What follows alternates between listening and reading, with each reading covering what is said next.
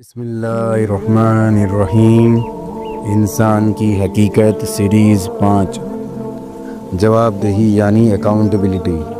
جواب دہی تبھی آتی ہے جب علم کے ذریعے حجت قائم ہو جائے۔ اب ہم اس بنیادی اصول کی طرف آتے ہیں جس پر انسان کی تمام ذمہ داری قائم ہے، یعنی کہ علم۔ قرآن کا واضح اصول یہ ہے کہ جواب دہی تبھی شروع ہوتی ہے جب علم انسان تک پہنچا دیا جائے۔ اللہ تعالیٰ فرماتا ہے، اور ہم کبھی عذاب نہیں دیتے جب تک کوئی رسول نہ بھیج دیں۔ سورہ الاسراء آیت نمبر 15۔ یعنی اللہ کسی قوم پر عذاب تبھی نازل کرتا ہے جب ان پر حق پوری دلیل کے ساتھ پہنچ جا چکا ہو۔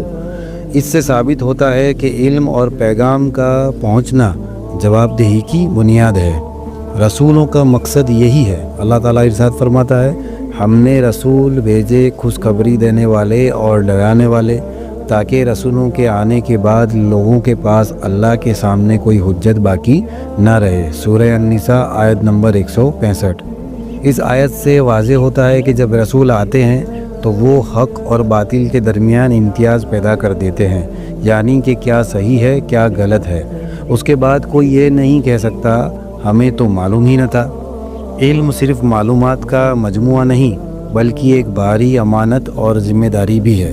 اس کا اصول یہ ہے کہ علم کے بنا ذمہ داری نہیں، علم کے ساتھ بے لگام آزادی بھی نہیں، بلکہ جواب دہی آتی ہے۔ یہی وہ عظیم امانت تھی جو حضرت آدم علیہ السلام کے ذریعے انسانیت کو ملی۔ یہیں سے انسان کی خلافت کا سفر علم نور سے شروع ہوا۔ اللہ نے انسان کو صرف زمین پر اختیار نہیں دیا بلکہ اس اختیار کو صحیح سمجھنے اور استعمال کرنے کا علم بھی عطا کیا۔ قرآن میں سورہ بقرہ میں آیت نمبر 31 میں اللہ ارشاد فرماتا ہے، اور اللہ نے آدم کو سارے کے سارے چیزوں کے نام ان کا علم سکھا دیا۔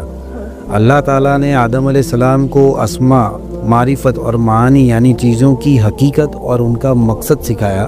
یہ علم صرف چیزوں کا پتہ لگانا نہیں تھا بلکہ ان کے ذریعے رب کی قدرت کا پہچاننا، اپنے مقام کو سمجھنا اور اپنے اختیار کا صحیح استعمال سیکھنا تھا۔ یعنی علم کا اصل مقصد معرفت ہے اور معرفت کا نتیجہ خشوع اور اطاعت ہے۔ علم انسان کی اپنی ایجاد نہیں ہے بلکہ اللہ کا پہلا تحفہ اور انسان پر پہلی حجت ہے۔ آیت کے الفاظ خود گواہی دیتے ہیں، اللہ نے سکھایا۔